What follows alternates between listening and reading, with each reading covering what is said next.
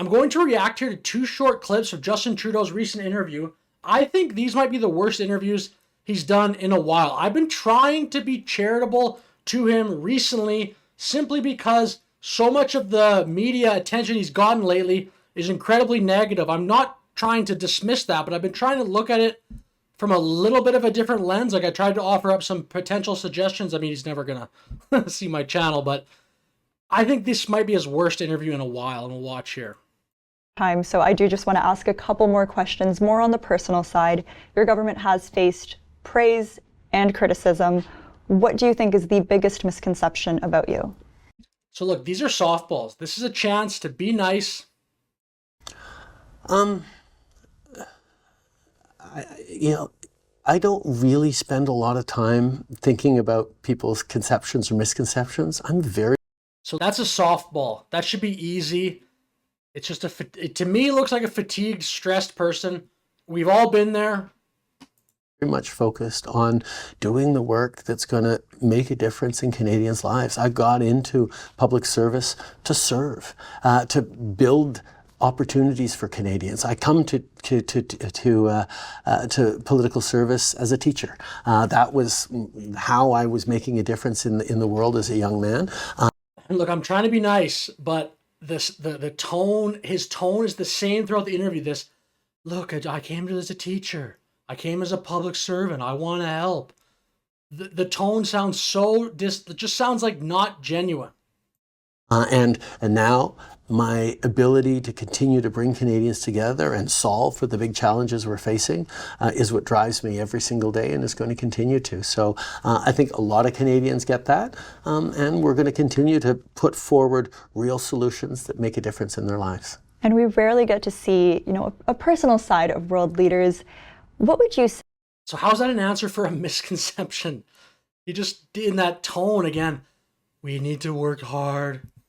I done this. I was a teacher. He gets another softball here, and still. Say, is the one thing you are the most proud of and your biggest regret as Prime Minister of Canada? One of the things I'm most proud of is the Canada Child Benefit. It puts hundreds of dollars a month in the pockets of families, tax-free, that actually need it, that send kids to school in. It's making a real difference in people's lives right now, and I'm looking at making sure that the things that we do have an impact for the better for Canadians for generations to come. And what would the biggest regret be? I'll let the media try to decide that. I'm focused on the good things that we're doing. And lastly, you were elected in 2015 on. I mean, that's such a softball. Just say something. You don't even need to really believe it 100%. You could believe that you have a regret just a little bit. Just a little part of you maybe thinks that on one economic policy you missed by a little bit, or one of your tax credits wasn't big enough, or it was too small. Just say something. And the tone, he's almost rubbing off on me, almost talking like that. We are very proud. Does anyone actually talk like that? When you're out in public, do you hear people talking?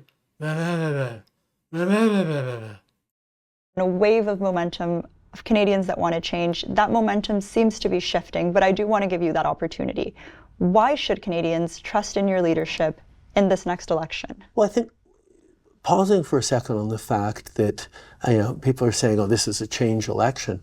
Yes, this election is going to be about change, because there's change all around us, whether it's climate change, whether it's the Oh my goodness. Again, I made a video recently, like I said, just offering up some suggestions. I mean, whatever. I don't have that big of a page, so I don't expect anyone to actually watch that, but I'm trying to be charitable. I'm trying to be fair here. Climate change is not going to cut it. I just think they shouldn't even bring it up until the next election. There's so many other issues. Focus on those. Changing world of work with digital, with AI, whether it's changing geopolitics and a more dangerous world we're in. People don't get to choose whether they want change or not. They just have to choose what is the right answer to that change. And unfortunately, what Mr. Poilievre is putting forward as a vision for change is very much predicated on not fighting climate change, on not investing in programs that are going to support Canadians through. Again, when you're going through a list in your head, the top of mind thing should not be climate change. You're never going to win the election like that. And I strongly believe that's the case. You're never going to win like that. I don't understand that strategy.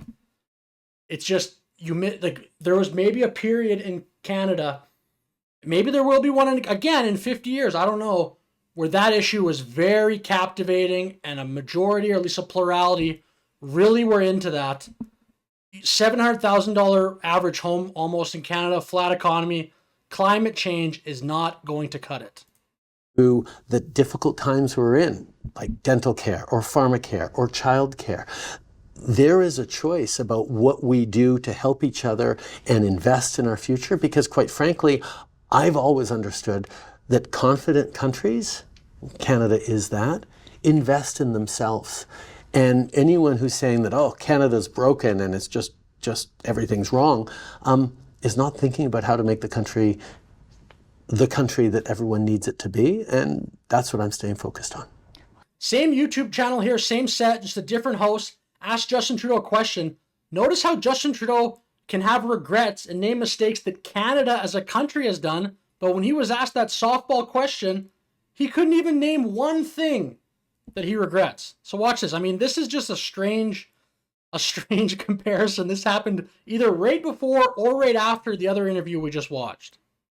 Justin Trudeau, Honorable Trudeau, I would like to talk a little bit about the Italian-Canadian community. Mm-hmm. We appreciate that historical day in 2021 in which you apologize about those tragic events in 1940 when thousands of Italians were considered enemy aliens and 600 people were actually internated. Yes. That was really something tragic for the whole community. And we're very grateful for what you did in 2021.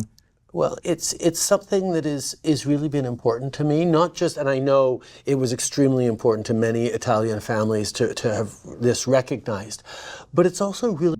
Quick note, another thing I said, Canada has to stop this apology tour. Again, this is the wrong message. Important to Canada to recognize mistakes that we made in the past, to not repeat them in the future. We are seeing a world that has even more and more divisions now, huge geopolitical challenges, and the temptation. But why can't you answer the question for yourself? Everybody can come up with something they've done wrong. He's been in office for a long time. He mentioned the thing that he likes, the child tax credit. Come up with one thing. And then you go to Canada as a country, we need to do better. It's a bad look. You can't come up with something for yourself, but you can come up with things that the country as a whole has done. It just looks like a complete shift of accountability and just an easier thing to blame. We have a dark past. Every country has a dark past. To point at one group or exclude another group remains active as a threat in Canada and everywhere around the world. So taking moments to say, we made a mistake back then, let us recognize it, learn from it, and never make another mistake like that again. That is the real value. Not so much just looking back, although that's important to some. It's about looking forward and saying, never again, not in Canada.